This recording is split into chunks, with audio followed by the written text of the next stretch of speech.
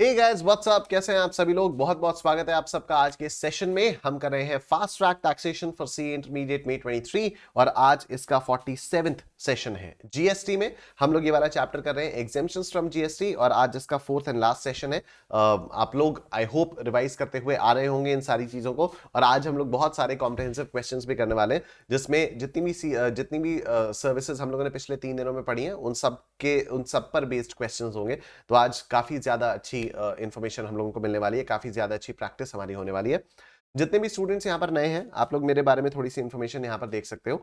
ये मई 23 के लिए मेरा शेड्यूल है। रोज रात को 9 बजे आप लोगों की क्लासेस होती हैं, और नवंबर 23 के लिए अनअकैडमी प्लस पर एकाग्रता बैच में मैं दोपहर को 12 बजे लाइव आता हूँ।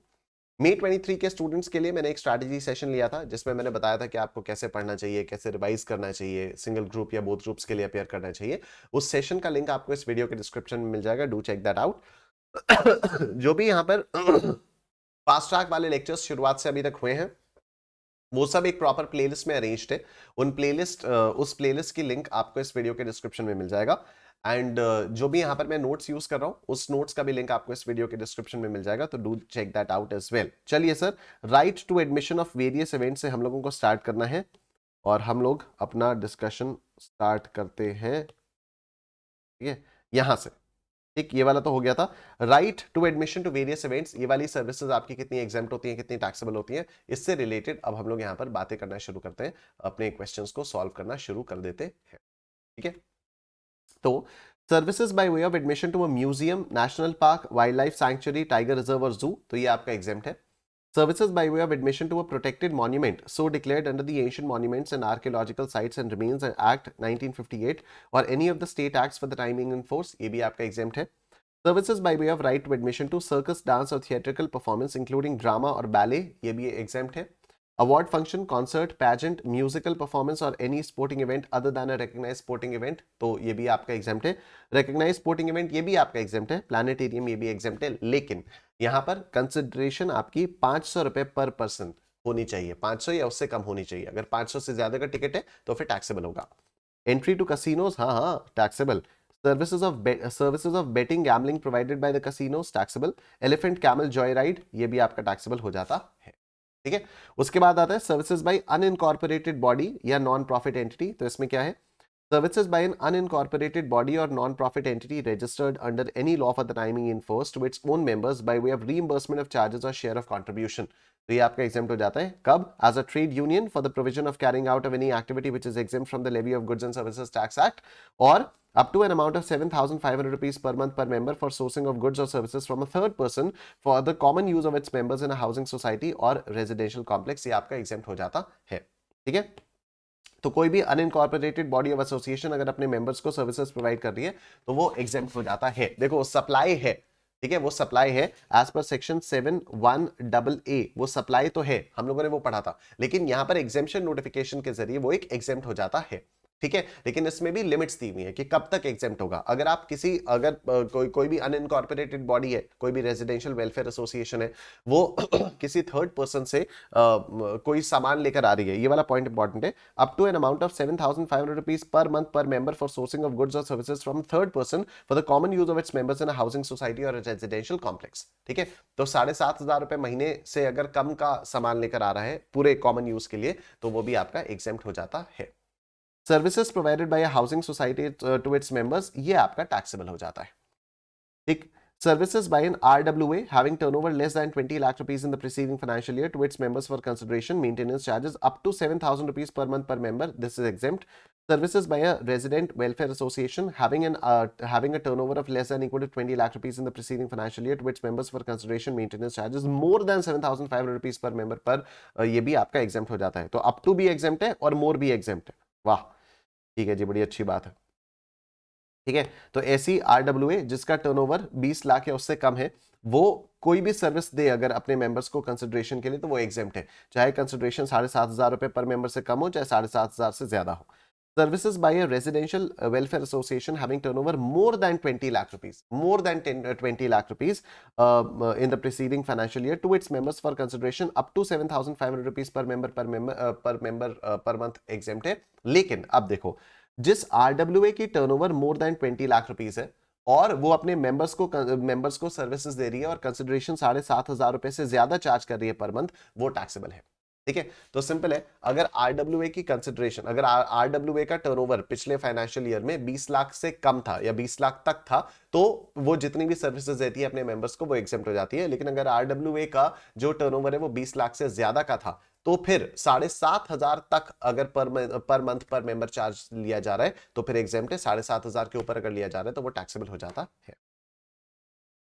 Services provided by an unincorporated body or a non-profit entity registered under any law for the timing in force engaged in activities relating to the welfare of industrial or agricultural labor or farmers or promotion of trade, commerce, industry, agriculture, art, science, literature, culture, sports, education, social welfare, charitable activities and protection of environment to its own members against consideration in the form of membership fee up to an amount of 1,000 rupees per member per year। ये भी आपका exempt हो जाता है। ठीक है, notes आओ देखते हैं। RWAs are entity entitled to take ITC on GST paid by them on capital goods, that is generators, water pumps, lawn furniture, etc. Goods, that is types, pipes, taps, pipes, other sanitary hardware, fillings, etc. And input services such as repair and maintenance services. If a person owns 2 or more residential apartments in a housing society or a residential complex, he shall be treated to be a member of the RWA for each residential apartment owned by him separately. The ceiling of 7,500 rupees per month per member shall be applied separately for each residential apartment owned by him. For example, if a person owns 2 residential apartments in a residential complex and pays 15,000 rupees per month as maintenance charges towards maintenance of each apartment to RWA, यानी 7,500 rupees per month in respect of each residential apartment, तो exemption from GST shall be available to each apartment। ठीक है, तो exemption आपका हर apartment के लिए मिलेगा, apartment wise आपका एग्जेम्पशन मिलेगा। मगर मतलब अगर मेरे किसी एक बिल्डिंग में 2 से ज्यादा फ्लैट्स हैं, एक से ज्यादा फ्लैट है, हर अपार्टमेंट का जो रेंट है, हर अपार्टमेंट के लिए जो मेंटेनेंस चार्जेस है वो सपोज 6,000 रुपीज है, तो 2 के लिए मैं 12 दे चुका हूं, तो इसका मतलब ये नहीं कि मैं 7.5 से ज्यादा दे रहा हूं तो मेरे ऊपर टैक्सेबिलिटी आ जाएगी। ठीक है, वो 6,000 पर फ्लैट देखा जाएगा। If the maintenance charges exceed 7,500 rupees per month per member, then the entire consideration is liable to GST and not just the difference। ठीक है, तो पूरे के पूरे पर GST लगेगा, सिर्फ डिफरेंस पर नहीं। मतलब अगर 8,000 रुपए पर मंथ पर मेंबर चार्ज किया जा रहा है तो पूरे 8,000 पर GST लगेगा, 500 पर नहीं। आइए सवाल देखा जाए। The Resident Welfare Association of Blue Heaven Housing Society in Delhi provides the following information with respect to various amounts received by it in the month of November 22। तो यहाँ पर monthly subscription collected from member families 10,000 rupees each from 100 families, तो 10 लाख रुपए definitely taxable हो जाएगा। ठीक, उसके बाद electricity charges levied by state electricity board on the members of RWA, the same was collected from the members and remitted to the board on behalf of the members। तो यहाँ पर क्या हो जा रहा है, जो इस टाइप की जो सर्विसेज हैं वो आपकी एग्जेम्प्ट हो जाती हैं, तो 3,50,000 रुपए आपका एग्जेम्प्ट हो जाए, 3,50,000 रुपए ये आपका एग्जेम्प्ट हो जाएगा। Electricity charges levied by state electricity board on member of RWA. ठीक है, तो ये आपका एग्जेम्प्ट हो जाता है। ये आपका क्यों एग्जेम्प्ट हो जाएगा, क्योंकि इसमें क्या हुआ कि same was collected from the members and remitted to the board on behalf of the members. ठीक है, तो मेंबर्स से कलेक्ट किया गया और उसको इलेक्ट्रिसिटी बोर्ड को दे दिया गया। इस पे कोई अलग से कंसिडरेशन चार्ज की है क्या? ठीक है, हम लोगों को ये फाइंड आउट करना है कि रेजिडेंट वेलफेयर एसोसिएशन ने जो जो सर्विसेज प्रोवाइड की उन पर जीएसटी लगेगा या नहीं लगेगा। तो अब यहां पर क्या हुआ, इलेक्ट्रिसिटी बोर्ड ने मेंबर्स पर चार्जेस लगाए। अब रेजिडेंट वेलफेयर एसोसिएशन ने क्या किया, मेंबर्स से चार्जेस को कलेक्ट किया और बोर्ड को जाकर जमा कर दिया, और इसके लिए क्या कोई अलग से कंसिडरेशन लिया? नहीं। यहां पर ये जो 3.5 लाख लिखा हुआ है, ये लिखा हुआ है electricity charges levied by state electricity board, तो इस पर आरडब्ल्यूए ने कुछ अलग से चार्जेस नहीं लिए, तो फिर इसलिए ये एग्जेम्प्ट हो जाएगा। मतलब इसमें कुछ चार्जेस है ही नहीं, ये प्योर एजेंसी वाली सर्विस है। ठीक है, कोई अलग से आरडब्ल्यूए ने ये वाला काम करने के लिए कुछ अलग से पैसे नहीं लिए मेंबर्स से। Electricity charges levied by state electricity board on the RWA in respect of electricity consumed for common use of lifts and lights in common area bill was raised in the name of RWA। RWA collected the said charges by apportioning them equally among 100 families and then remitted the same to the state board। तो क्या third person से अगर आप कुछ सामान लेते हो तो उस पर जीएसटी लगेगा? हाँ, अगर 7,500 रुपए पर मंथ से ज्यादा होगा तो यहाँ पर कॉमन यूज के लिए जो इलेक्ट्रिसिटी चार्जेस लगे वो कितने लगे? 4,32,400 रुपीज के लगे हुए, तो क्या ये टैक्सेबल होंगे? हाँ। ठीक, उसके बाद देखो Proceeds from sale of entry tickets to a musical performance conducted by RWA in the park of Blue Heaven Society, where the consideration for admission is not more than 500 rupees per person. तो ये तो आपका exempt हो जाएगा. Right to admission आप कर रहे हो, म्यूजिकल परफॉर्मेंस के लिए कर रहे हो, और टिकट आपका 500 से कम है. Other services to non members, तो नॉन मेंबर्स को अगर आप सर्विसेज प्रोवाइड करोगे 2,92,000 की, तो उस पर टैक्स भी दोगे, जीएसटी भी लगेगा. 2,92,000. ठीक है. अब ये कितना आया आपका?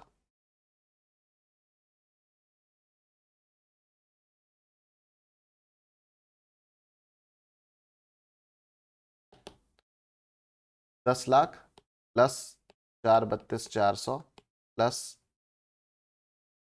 2,92, ये आया 17,24,400. ठीक, 17,24,400. जीएसटी का रेट वगैरह दिया ही होगा यहाँ पर. हाँ, 18% का जीएसटी है. 310,392. ठीक, 3,10,392. आइए सर, नेक्स्ट हम लोग देखते हैं क्वेश्चन नंबर 30. जनवरी 2021 में आया था 4 नंबर का. लेट्स सी क्या कहना चाहता है ये वाला question. Satya Rai Residents Welfare Association, a registered person under GST, has 30 members, each paying 8,000 rupees as maintenance charges per month for sourcing of goods and services from third persons for common use of its members. ठीक, तो ये taxable तो होगा ही होगा, definitely होगा. Association purchase new water pump for 59,000 rupees inclusive of GST of 9,000 rupees and availed input services of 23,600 rupees inclusive of GST of 3,600 rupees for common use of its members during February 2022. तो क्या इसका ITC मिलेगा? Of course मिलेगा, of course मिलेगा. Definitely इसका ITC मिल ही जाएगा. Compute the total GST payable, if any, by Satya Rai Residents Welfare Association for February 22. The GST rate is 18%. All transactions are intrastate. There is no opening ITC and all conditions of ITC are fulfilled. ठीक है, तो बड़ी अच्छी बात है. तो कितने charges लगाए? 8,000 इंटू 30 मेंबर्स. तो 8,000 इंटू 30 कितना होता है? 3 8 24. तो 24 और फिर 4 0, तो 2,40,000. ठीक, उसके बाद ये इतना आपने 9,000 का ये दिया वाटर पंप, तो इसका आपको क्रेडिट मिलेगा. और इनपुट सर्विसेज पर आपने जीएसटी दिया 3,600, इसका भी आपको क्रेडिट मिल जाएगा. 12,600 का आपको क्रेडिट मिलेगा. अब 2,40,000 माइनस 12,600, इतनी मैथ्स नहीं आती भाई मेरे को. 2,40,000 माइनस 12,600 कितना हुआ? 227,400. 227. ठीक है, 2,27,400 ये आपका हो जाएगा. आई एम वेरी सॉरी, क्या आदमी हो यार. मैं भी, हमसे तो ये पूछा था ना जीएसटी कितना पे करना है, तो जीएसटी पे करना हो. 2,40,000 पर पहले जीएसटी कितना पे होगा ये देखो. 2,40,000 पर जीएसटी होगा 18%, 43,200. 43,200 का जीएसटी लाइबिलिटी होगी. इस आउटपुट जीएसटी में से 12,600 माइनस करेंगे, तो 43,200 में से 12,600 माइनस किया जाएगा. इसमें से 12,600 माइनस करेंगे तो 30,600 के आपका नेट जीएसटी पेमेंट आएगा. 30,600 आपका नेट जीएसटी पेबल आ गया है. ठीक है, बस जी, अब और कुछ भी नहीं है इस वाले चैप्टर में. अब अदर सर्विसेज कुछ बची हुई हैं, अदर एग्जेम्प्ट सर्विसेज हैं, तो इसको हम लोग एक बार देख लेते हैं. उसके बाद हम कॉम्प्रिहेंसिव क्वेश्चंस करेंगे काफी सारे. ठीक, तो services by way of transfer of going concern as a whole or an independent part thereof, तो ये आपका एग्जेम्प्ट हो जाता है. अगर आप बिजनेस एंटिटी को ट्रांसफर करते हो एज अ गोइंग कंसर्न या आप थोड़ा सा भी करते हो तो एग्जेम्प्ट हो जाता है. Supply of services associated with transit cargo to Nepal and Bhutan, ये लैंडलॉक्ड कंट्रीज हैं, ये भी एग्जेम्प्ट हो जाता है. तो अगर आप नेपाल या भूटान को देते हो तो इसमें ये लैंडलॉक्ड कंट्रीज है, मतलब आसपास इनका पानी नहीं है. ठीक है, नेपाल और भूटान के आसपास पानी नहीं है. जैसे इंडिया में पानी है ना, समुद्र है, तो नेपाल और भूटान में पानी तो है नहीं, चारों तरफ से जमीन ही जमीन है. तो अगर ऐसी कोई ट्रांजिट कार्गो है, मतलब कहीं आपको दूसरे देश में जाने थ्रू नेपाल भूटान जा रहे हो, तो उसमें ये नहीं हो जाएगा कि अरे आपने तो एक्सपोर्ट किया, तो फिर ये एग्जेम्प्ट हो जाएगा. It is also clarified that movement of empty containers from Nepal and Bhutan after delivery of goods there is a service associated with transit cargo to Nepal and Bhutan and is therefore covered by exemption. तो वहां से अगर कोई खाली container आ रहे तो वो भी exempt होगा. Services by way of renting of residential dwelling for use as residence except where residential dwelling is rented to a registered person, ये exempt हो जाता है. तो इसके बारे में हम लोगों ने पहले भी पढ़ा था कि अगर कोई रजिस्टर्ड पर्सन मकान किराए पर लेता है रहने के लिए, तो उस रजिस्टर्ड पर्सन को रिवर्स चार्ज में टैक्स पे करना होता है. ये हम लोगों ने बात की थी. लेकिन अगर कोई पर्सन रजिस्टर्ड नहीं है तो फिर क्या हो जाएगा? वो एग्जेम्प्ट हो जाएगा. तो renting of residential dwelling has always been exempt. ठीक है। Renting of residential dwelling has always been exempt, लेकिन अभी चेंजेस आए। रेंटिंग ऑफ रेजिडेंशियल ड्वेलिंग अगर एक रजिस्टर्ड पर्सन को दे रहे हो तो रजिस्टर्ड पर्सन को जीएसटी देना पड़ेगा रिवर्स चार्ज में, लेकिन अगर आप अनरजिस्टर्ड पर्सन को दे रहे हो तो कोई उस पर टैक्स नहीं लगेगा, एग्जेम्प्ट हो जाएगा। Services by way of renting of residential dwelling to a registered person for use as residence, तो ये आपका टैक्सेबल होगा and this is taxable under RCM, right. फिर services by a hotel inn guest house club or campsite by whatever name called for residential or lodging purposes having value of supply of unit of accommodation less than 1000 rupees less than equal to 1000 rupees per day, ये पहले exempt होता था, अब ये taxable हो जाएगा, तो hotel वगैरह पर सब पर जीएसटी लग जाएगा। Services by way of giving on hire to a state transport undertaking a motor vehicle meant to carry more than 12 passengers, exempt है, और to a local authority an electrically operated vehicle meant to carry more than 12 passengers, exempt है, to a goods transport agency a means of transportation of goods or motor vehicle for transportation of students, faculty, staff, to a person providing services of transportation of students, faculty, staff, to an educational institution providing services by way of preschool education and education up to secondary and higher school, up to higher secondary school or equivalent। तो ये सब हम लोग already पढ़ चुके हैं education services में, ये आपका एग्जेम्प्ट है। Services by way of access to a road or bridge on payment of toll charges, तो टोल चार्जेस पर जीएसटी नहीं लगता है। Overloading charges at toll plazas, तो ये भी आपका एग्जेम्प्ट हो जाता है। मतलब कई बार ट्रक अगर महंगे होते हैं तो उसके लिए, मतलब ट्रक्स ज्यादा भारी होते हैं तो उन भारी ट्रक्स को ले जाने के लिए चार्जेस लगते हैं, तो वो भी टोल प्लाजास पर चार्जेस लगते हैं कि आपने तो ओवरलोड कर रखा है अपने ट्रक को, ठीक है, तो वो भी उस पर भी जीएसटी नहीं लगता। Additional toll fees collected in the form of higher toll charges from vehicles not having FASTag, तो exempt, ये भी आपका exempt हो जाता है, ठीक है, कि FASTag नहीं है तो ज्यादा चार्जेस लिए जा रहे हैं तो exempt है। Commission on toll receipts taxable, commission on toll receipts ये टैक्सेबल है। टोल रिसीट्स पर अगर कमीशन हो रहा है तो वो टैक्सेबल है, मतलब जिसकी रोड है, सरकार की रोड है, ठीक है, अब सरकार जो भी कस्टमर्स से, सरकार ने सपोज टोल कलेक्शन के लिए किसी एक एजेंसी को हायर कर दिया, राइट, सड़क किसने बनाई, सरकार ने बनाई, हम लोग क्या दे रहे हैं, टोल चार्जेस दे रहे हैं। अब टोल चार्जेस मिल किसको रहे हैं, किसी एक एजेंसी को मिल रहे हैं, उस एजेंसी को कमीशन मिल रहा है, कमीशन भी अगर मिल रहा है तो सरकार उस पर जीएसटी लगाएगी, कमीशन पर जीएसटी लगेगा। Service by way of access to a road or bridge on payment of annuity, ये भी आपका एग्जेम्प्ट हो जाता है। एन्युइटी का मतलब आपने फिक्स चार्जेस दे दिए। Services by way of construction of road where consideration are received in deferred payment, तो ये आपका टैक्सेबल हो जाता है। Service by way of construction of road where consideration are received in deferred payment, तो construction of road के लिए अगर आप धीरे धीरे करके पेमेंट दोगे तो ये टैक्सेबल हो जाएगा। ट्रांसमिशन और distribution of electricity bye N electricity transmission और डिस्ट्रीब्यूशन यूटिलिटी, ये एग्जेम्प्ट है। Services by an electricity transmission or distribution utility such as application fee for releasing connection of electricity, ये taxable है। Rental charges against metering equipment, taxable। Testing fee for meters, transformers, capacitors, taxable। Labor charges from customers for shifting of meters or shifting of service lines, taxable। Charges for duplicate bill, taxable।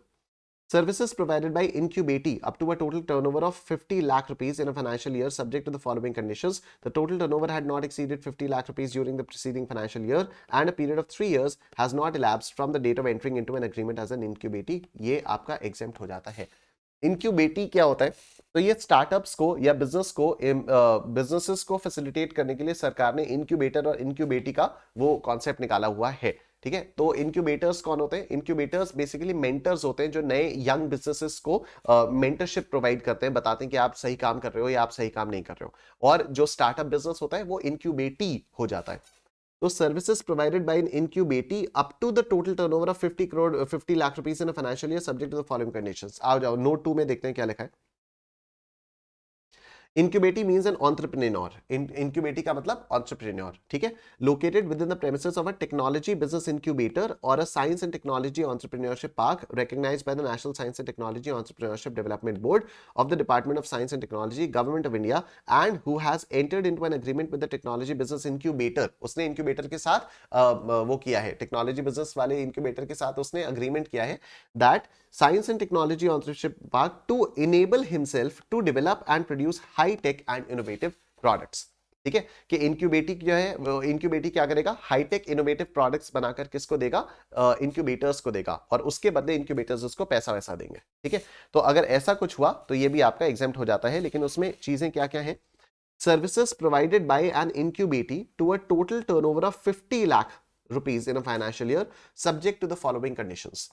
The total turnover had not exceeded 50 lakh rupees during the preceding financial year and a period of 3 years has not elapsed from the date of entering into an agreement as an incubating. तो ये आपका example हो जाता है, ये taxable हो जाएगा bye way of licensing registration and analysis of testing of food samples supplied by the Food Safety and Standards Authority of India to food business operators. ये पहले एग्जाम था, अब ये टैक्सेबल हो जाएगा. ठीक है, कोई रेस्टोरेंट ओनर है, वो चाहता है कि उसके फूड की टेस्टिंग वगैरह हो जाए, तो उसके लिए अगर कुछ सर्विस लेता है वो, तो वो टैक्सेबल है. अब taxable services provided or to be provided by a technology business incubator or a science and technology entrepreneurship park recognized by the National Science and Technology Entrepreneurship Development Board of the Department of Science and Technology, Government of India, or bio incubators recognized by the Biotechnology Industry Research Assistance Council under the Department of Biotechnology, Government of India. ये भी आपका exempt हो जाता है. Services by way of collecting and providing news by an independent journalist, Press Trust of India, United News of India, exempt. Services of public libraries by way of lending of books, publications, or any other knowledge enhancing content or material, exempt. Services by an organizer to any person in respect of a business exhibition held outside India, exempt. Tour operator services. अब ये tour operator services क्या होती हैं, आ जाओ देखते हैं. तो tour operator service which is performed partly in India and partly outside India, supplied by a tour operator to a foreign tourist. एक फॉरेन टूरिस्ट को मतलब इंडिया के बाहर वाले जो टूरिस्ट है उसको टूर ऑपरेटर सर्विसेज प्रोवाइड की गई, थोड़ी सी इंडिया में, थोड़ी सी इंडिया के बाहर, to the extent of the value of the tour operator service which is performed outside India, that is exempt. तो इंडिया के बाहर जो भी सर्विसेज प्रोवाइड की वो एग्जेम्प्ट है, मतलब वैल्यू जो इंडिया के अंदर है वो टैक्सेबल हो जाएगी. ठीक है, अगर आपने किसी एक फॉरेन टूरिस्ट को टूर ऑपरेटर सर्विसेज प्रोवाइड की जो कुछ इंडिया में है कुछ बाहर है, तो जितनी बाहर है उतनी एग्जेम्प्ट है, इंडिया वाली taxable. Value of services performed outside India कैसे कैलकुलेट होगी, तो value of tour operator service performed outside India shall be the lower of the following. Number 1, total consideration charge for the entire tour into number of days for which the tour is performed outside India divided by total number of days comprising the tour.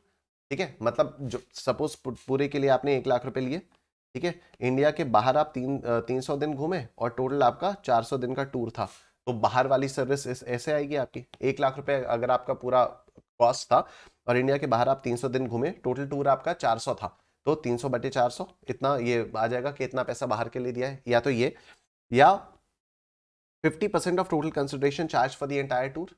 ठीक, तो इन दोनों में से जो भी lower होगा that will be the value of services performed outside India और उतना एग्जेम्पशन मिल जाएगा. In making the above calculations, any duration of time equal to or exceeding 12 hours shall be considered as one full day and any duration of time less than 12 hours shall be taken as half a day. ठीक है, तो 12 घंटे से कम half a day, 12 घंटे से ज्यादा full day. Foreign tourist means a person not normally resident in India who enters in India for a stay of not more than 6 months for legitimate non-immigrant purposes. Foreign tourist का मतलब होता है वो बंदा जो इंडिया में normally resident नहीं है, मतलब नॉट ऑर्डिनरली रेजिडेंट, मतलब नॉट रेजिडेंट है बेसिकली. ठीक है, is not non resident and who enters into India for a stay of not more than 6 months, मतलब 6 महीने से कम के लिए उसका स्टे होना चाहिए और लेजिटिमेट नॉन इमिग्रेंट पर्पसेस के लिए उसका स्टे होना चाहिए. Services by way of slaughtering of animals पहले एग्जेम्प्ट था, अब टैक्सेबल हो गया. Services by foreign diplomatic mission located in India, exempt. Services by way of providing information under the right to information act, exempt. Services provided to a recognized sports body by an individual as a player, referee, umpire, coach or team manager for participation in a sporting event organized by recognized sporting body. ठीक है, तो अब एक recognized sports body को अगर suppose मैं एक individual हूं और मैं प्लेयर हूं उसका और मैं रेफरी हूं या फिर मैं एम्पायर हूं या मैं कोच हूं या तो टीम मैनेजर हूं और मैं स्पोर्टिंग इवेंट में पार्टिसिपेट कर रहा हूं, तो ये एग्जेम्प्ट हो जाएगा. अनदर recognized sporting body, ये भी आपका एग्जेम्प्ट हो जाएगा. Services in relation to sports by individuals such as selectors, commentators, curators, technical experts, ये टैक्सेबल है. ठीक है, तो अगर आप प्लेयर हो, रेफरी हो, अंपायर हो, कोच हो, टीम मैनेजर हो, एग्जेम्प्ट है. लेकिन अगर आप सेलेक्टर हो, कमेंटेटर हो, क्यूरेटर हो, टेक्निकल एक्सपर्ट हो, तो टैक्सेबल. ज्ञान बांट रहे हो, taxable. Services provided by and to Federation Internationale the Football Association FIFA and its subsidiaries directly or indirectly related to any of the events under FIFA Under 17 Women's World Cup 2020 to be hosted in India whenever rescheduled, ये भी आपका exempt है. Services provided by and to Asian Football Confederation and its subsidiaries directly or indirectly related to any of the events, तो ये भी exempt है. Services by way of right to admission to the events organized under FIFA Under 17, ये exempt है. Services by way of right to admission to the events organized by AFC Women's Asia Cup, exempt है. Services by way of public conveniences such as provision of facilities of bathroom, washrooms, laboratories, urinals और toilets ये exempt है। Notes में आओ देखो, a landlocked country हो गया। अब बस बात खत्म। अब हम लोगों को सिर्फ और सिर्फ सवाल पे सवाल, सवाल पे सवाल, सवाल पर सवाल करते जाने हैं। ठीक है, कुछ क्वेश्चंस मैं आप लोगों को करवा देता हूं। आइए let's see. Messrs PQR Properties registered under GST. Messrs PQR Properties registered under GST as taxable person is engaged in the business of renting various immovable properties owned by it. ठीक है, during the month ending 31st March 23, it collected a rent of 6,70,000 rupees. The said sum includes the rent from vacant land used for agricultural, vacant land used for agriculture. तो ये तो आपका exempt हो गया। ठीक है, ये एग्जेम्प्ट हो गया। तो टोटल अगर 6,60,000 है तो इसमें से 50,000 को माइनस करेंगे। Land use for Appu circus, तो land use for Appu circus तो टैक्सेबल है, तो इसमें कुछ माइनस नहीं होगा। Houses let to individuals for residential purposes to unregistered persons, तो अनरजिस्टर्ड पर्संस के लिए ये एग्जेम्प्ट है, तो इसको यहां पर माइनस कर दिया जाएगा, मतलब टोटल में से हम माइनस करेंगे।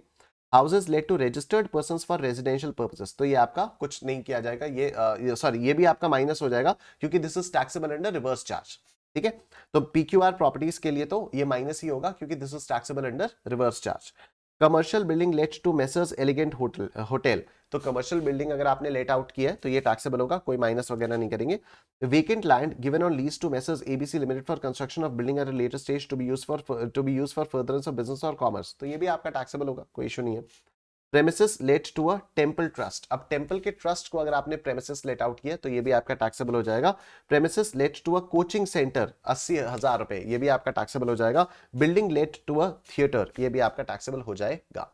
ठीक, तो टोटल रेंट रिसीव मिला आपको 6,70,000। इसमें से क्या क्या माइनस करोगे? वेकेंट लैंड 50,000 माइनस कर दो। ठीक, फिर ये अप्पू सर्कस वाला माइनस मत करो। अनरजिस्टर्ड पर्सन को दिए 70,000, ये भी माइनस कर दो। इनफैक्ट ये 1,70,000 भी माइनस कर दो क्योंकि ये आरसीएम में टैक्सेबल है। ठीक, उसके बाद और कुछ आपको माइनस करने की जरूरत नहीं है। Compute the amount of GST payable by the firm assuming that the rent is exclusive of GST if any applicable in each case, rate of GST is 18%, तो और कुछ भी आपका माइनस करने की जरूरत नहीं है। ठीक है, तो कितना आ जाता है? 6,70,000 में से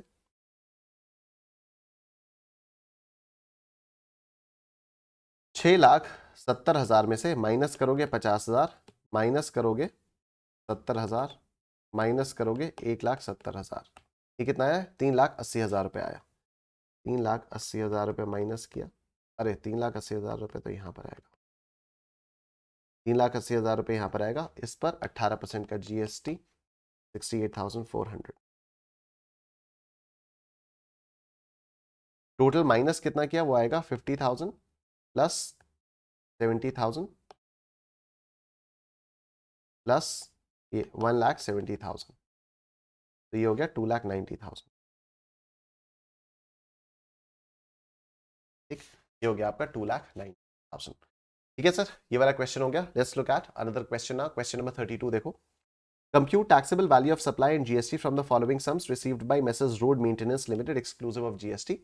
तो toll receipts from highway of Jaipur to Chomu 8,000 lakh toll receipts पर एग्जेम्प्ट हो जाएगा। ठीक है, तो टोल रिसीट्स तो आपकी एग्जेम्प्ट होती हैं। Commission earn on toll receipts, तो ये कमीशन पर 75 लाख रुपए पर आपका जीएसटी लगेगा, तो इस पर आपका जीएसटी लगा, ये आपका जीएसटी लग गया 13,50,000। ठीक है, कमीशन पर आपका जीएसटी लग जाएगा। नेक्स्ट क्वेश्चन देखते हैं, क्वेश्चन नंबर 33। तो let's look at it. Question number 33 में क्या है? A tour operator provides a tour operator services to foreign tourists as follows: 3 days in India, 2 days in Nepal, consideration charge for the entire tourist 1,00,000 रुपए। तो exempt कितना होगा? जो 2 दिन नेपाल वाला है वो एग्जेम्प्ट हो जाएगा। ठीक है, 2 दिन नेपाल वाला है वो एग्जेम्प्ट हो जाएगा, तो 1,00,000 इंटू 2/5 ये एग्जेम्प्ट होगा, या आप डायरेक्टली 3/5 कर लेते तो वो टैक्सेबल अमाउंट निकल के आ जाता।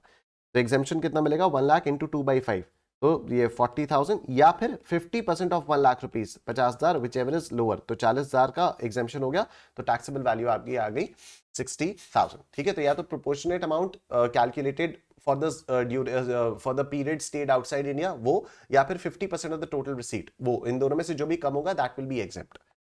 इधर देखो 2 days in India 3 nights in Nepal, consideration to be charge for the entire tour 1 lakh रुपए। तो 3/5 of 1 lakh will be exempt. तो 3/5 या फिर 50%, whichever is less will be exempt. ठीक, 3/5 या 50% विच एवर इज लेस, ये आपका एग्जेम्प्ट हो जाएगा। 2.5 days in India 3 days in Nepal, तो 5.5 कर देंगे। तो नेपाल वाला कितना आएगा, 3 divided by 5.5, 1 lakh into 3 divided by 5.5 या 50,000 विच एवर इज लेस। तो 50,000 का आपको रिडक्शन मिल जाएगा, एग्जाम्पशन हो जाएगा और 50,000 टैक्सेबल वैल्यू आ जाएगी। ठीक है, आइए सर आगे चलते हैं। Mr. X, a famous cricketer, furnishes you with the following information of the various receipts for the month of September 22. You are required to determine his GST liability if all the amounts are exclusive of GST. तो आपको GST liability calculate करनी है, ठीक है, मतलब GST भी calculate करना है। Receipts from Sports Authority of India for participation in recognized sport 50 lakh रुपए, तो ये तो आपका exempt हो जाएगा। ठीक, Receipts from franchisee of Indian Premier League not a recognized sports body, ये 75 लाख रुपए taxable हो जाएगा। Receipts from acting as brand ambassador for a corporate client, तो 22 लाख रुपए, ये भी टैक्सेबल हो जाएगा। Receipts of sports training academy to coach young players, तो स्पोर्ट्स ट्रेनिंग एकेडमी ने अगर आपको कोचिंग दी है तो फिर ये भी आपका टैक्सेबल हो जाएगा, because this is not a charitable entity. ठीक है, स्पोर्ट्स की ट्रेनिंग में आपका एग्जेम्पशन इसलिए होता है क्योंकि वो चैरिटेबल एक्टिविटी होती है।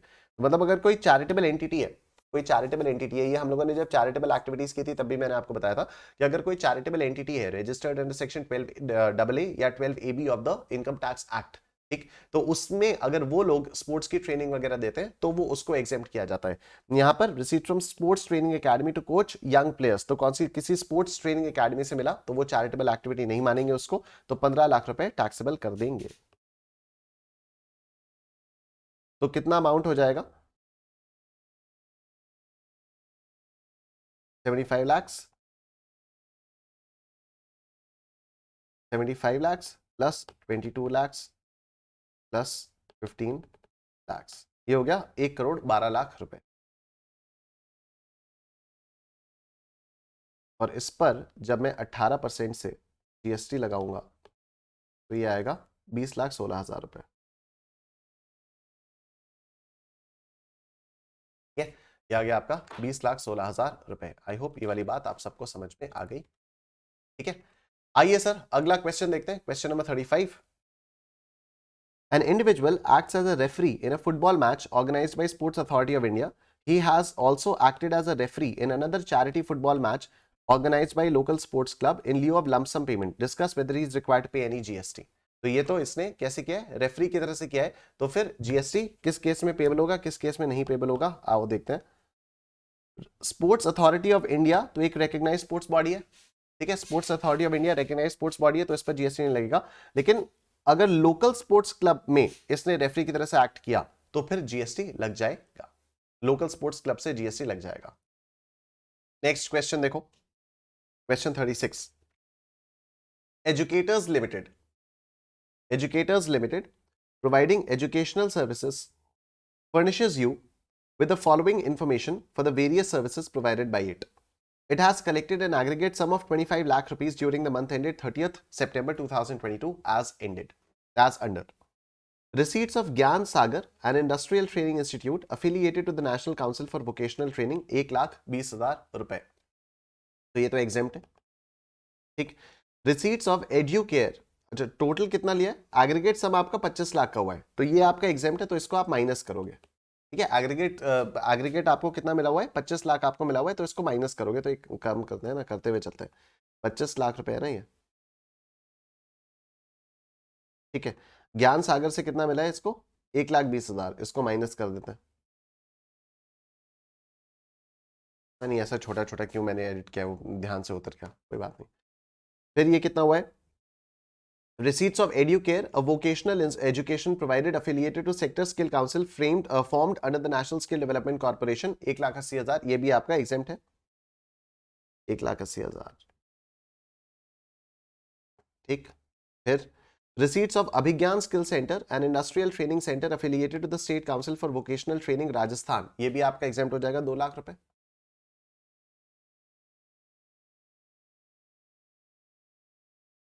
फिर Receipts of mission, an institute registered with Directorate General of Employment and Training, Union Ministry of Labor and Employment, running a modular employable skill course approved by National Council of Vocational Training, 1 lakh रुपए, ये भी आपका exempt हो जाएगा.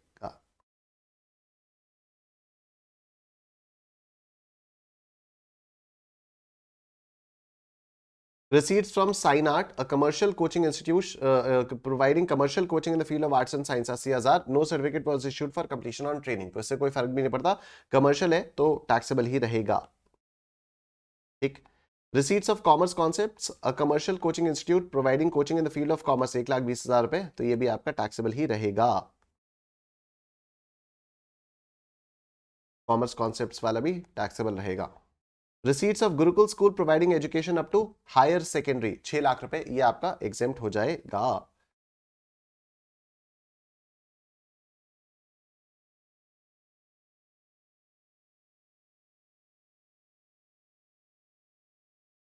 Receipts of Play Kids School providing education up to primary level, 11 lakh.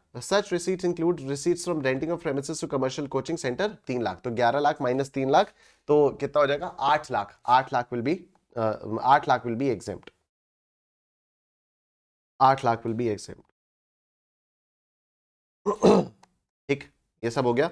Compute the value of taxable supply and GST payable thereon. All amounts are exclusive of GST. Rate of GST is 18%. तो इस सबको minus minus करके हम वो निकालते हैं. तो 25 लाख रुपए में से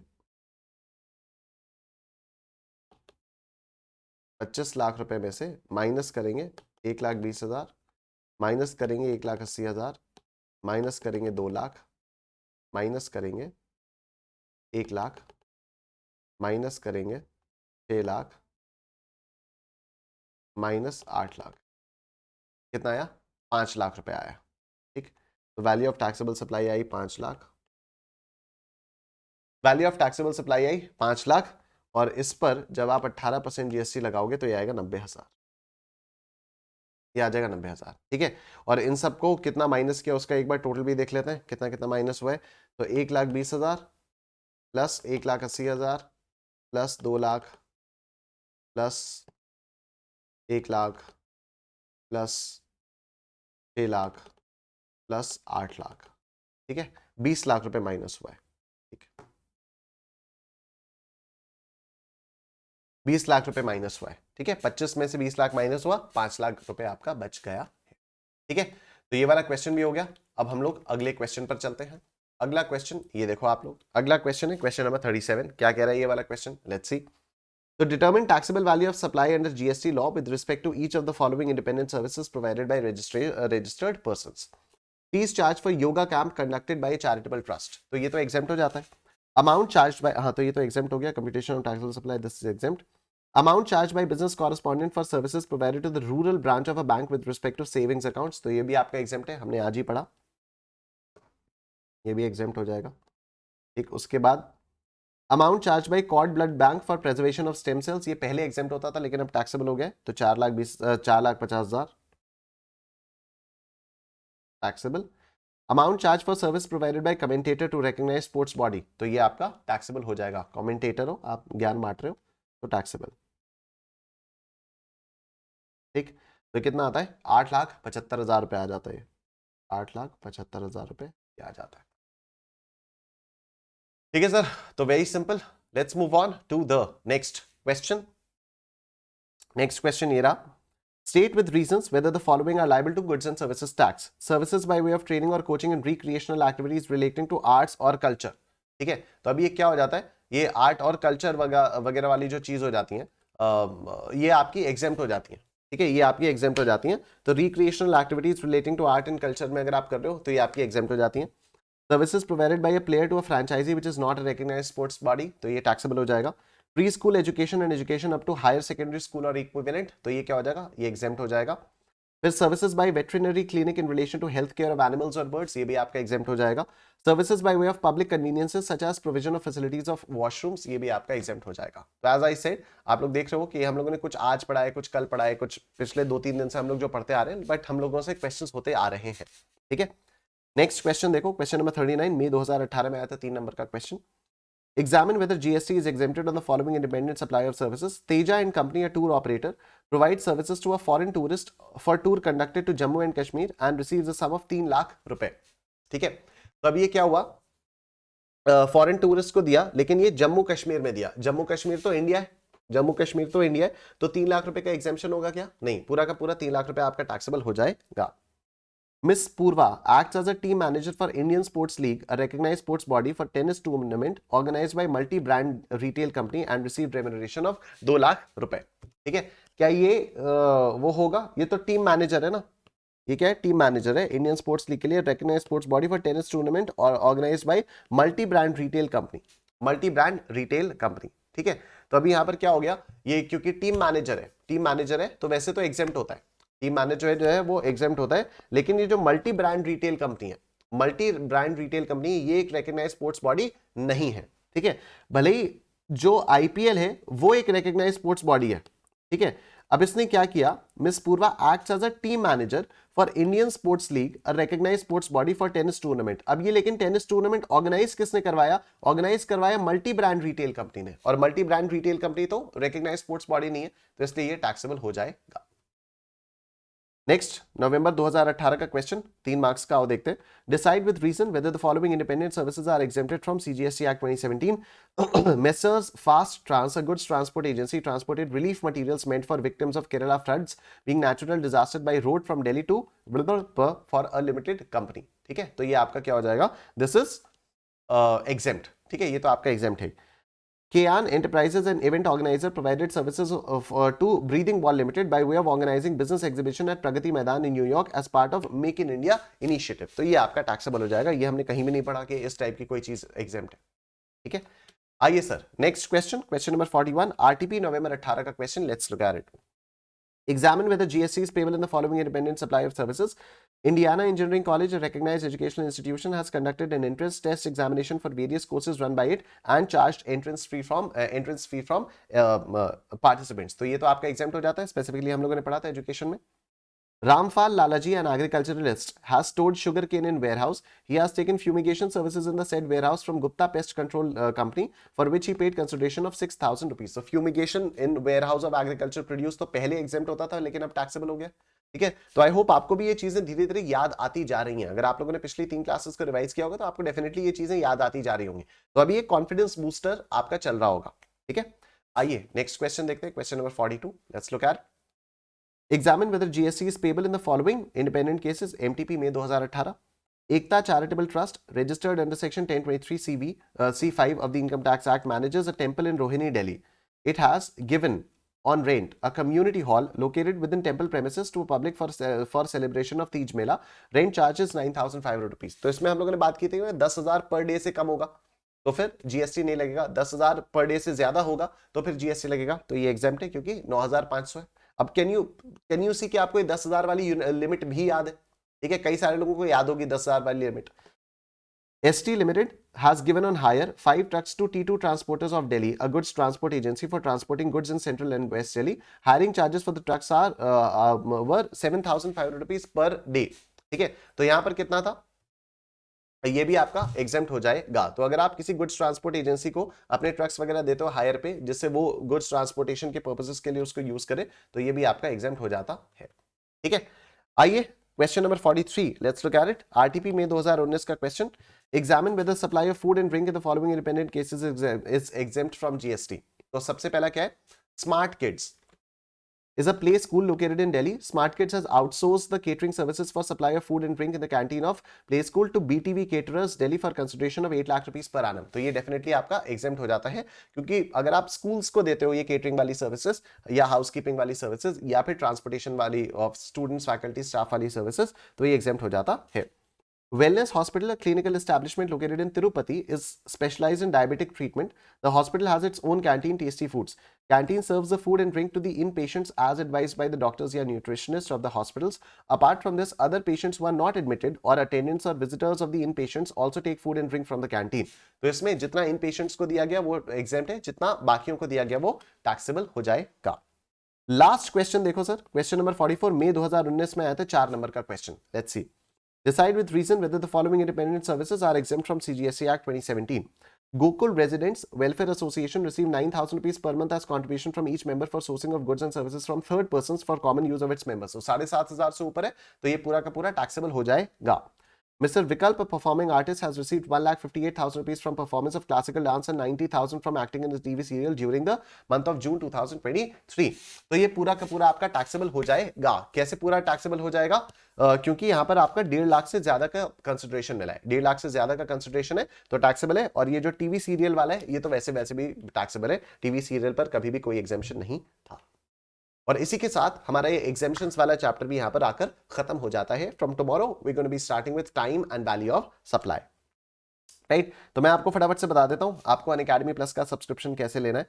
तो उसके लिए आप क्या करोगे, आप अनअकैडमी की वेबसाइट पर आओगे. अनअकैडमी की वेबसाइट है unacademy.com. आप अनअकैडमी की वेबसाइट पर आओगे. unacademy.com पर आप पहले बिस्किट्स खाओगे, उसके बाद ये सीधा सी इंटरमीडिएट खुल जाता है. पता नहीं क्यों कभी कभी, लेकिन गोल गोल गोल गोल गोल सेलेक्ट करने के लिए आएगा. हाँ आ तो रहा है. अरे इस तरह से आ रहा है, पता नहीं इस तरह से क्यों आ रहा है. चलो ठीक है, सी इंटरमीडिएट यहाँ पर दिख रहा है मेरे को. अरे अभी लॉग इन नहीं करना भैया, क्या कर रहे हो भैया, क्या कर रहे हो भैया. हे भगवान, ये तो मुझे समझ ही नहीं आ रहा कि ये क्या हो गया है. Join for free. अरे ओ अनअकैडमी भैया ऐसे ही खुल जाओ बिना लॉगिन करवाए. पता नहीं भैया, कुछ तो मुझे लग रहा है चेंज हुआ है. ठीक है, अच्छा स्टार्ट लर्निंग है तो ये स्टार्ट लर्निंग पर अगर क्लिक करें फिर लॉगिन मांगा मैं मार दूंगा. अच्छा ठीक है, नहीं मांगा, चलो अच्छी बात है. तो आप सीए पर आए. सीए पर आने के बाद आप सी इंटरमीडिएट पर गए. सी इंटरमीडिएट पर आने के बाद आपके सामने ये वाला पेज खुला. ठीक है, ये वाला खुल रहा है खुल रहा है खुल रहा है. उसके बाद आप सब्सक्रिप्शन प्लान्स पर आए. सब्सक्रिप्शन प्लान्स पर आने के बाद आपके पास ये तीन ऑप्शंस आएंगे, आइकॉनिक, लाइट और प्लस. तो आप गेट प्लस पर क्लिक कर दीजिए. गेट प्लस पर क्लिक करने के बाद आपके सामने ये वाला पेज खुलेगा. यहाँ पर आप मेरा कोड डाल दीजिएगा निश10, अप्लाई कर दीजिएगा तो आपको मैक्सिमम पॉसिबल डिस्काउंट मिल जाएगा. ठीक है, today's 28th of February when I'm recording this session. You might be watching this on the 2nd or 3rd of March. I'm not sure, most probably 3rd of March को आप ये वाला session देख रहे हो. ठीक है, तो तब तक पता नहीं है एक्सटेंशन हुआ है ऑफर या नहीं हुआ है, लेकिन अभी तक तो है. ठीक है, लेकिन तब भी जो भी बेस्ट पॉसिबल डिस्काउंट होगा, मैक्सिमम पॉसिबल डिस्काउंट होगा, वो आपको मिल जाएगा. कमेंट सेक्शन में कमेंट करके जरूर बताना आपको सेशन कैसा लगा. एंड प्लीज वीडियो को लाइक कर दीजिए और प्लीज इसकी प्रैक्टिस करते रहो. तो ये आसान सा चैप्टर है. आप लोग देख रहे हो पिछले 4 दिन में हम लोगों ने क्लासेस जेन्युइनली कितनी छोटी छोटी रखी है. राइट, क्योंकि अब ये बहुत सारा इंफॉर्मेशन बहुत ज्यादा हो जाती है, स्पेशली डीटी से ज्यादा. सिलेबस आईडीटी का कम है, जीएसटी का सिलेबस डायरेक्ट टैक्स से कम है, लेकिन इंफॉर्मेशन जो है ना वो जीएसटी में बहुत ज्यादा हो जाती है. बहुत सारे छोटे छोटे पॉइंट्स हैं. तो इसलिए जीएसटी वाली क्लासेस अगर हम लोग छोटी छोटी रखेंगे तो फिर आप ज्यादा देर तक उसको कॉम्प्रिहेंड कर पाओगे. ठीक है, चलिए sir, thank you so much everyone, take care, bye bye.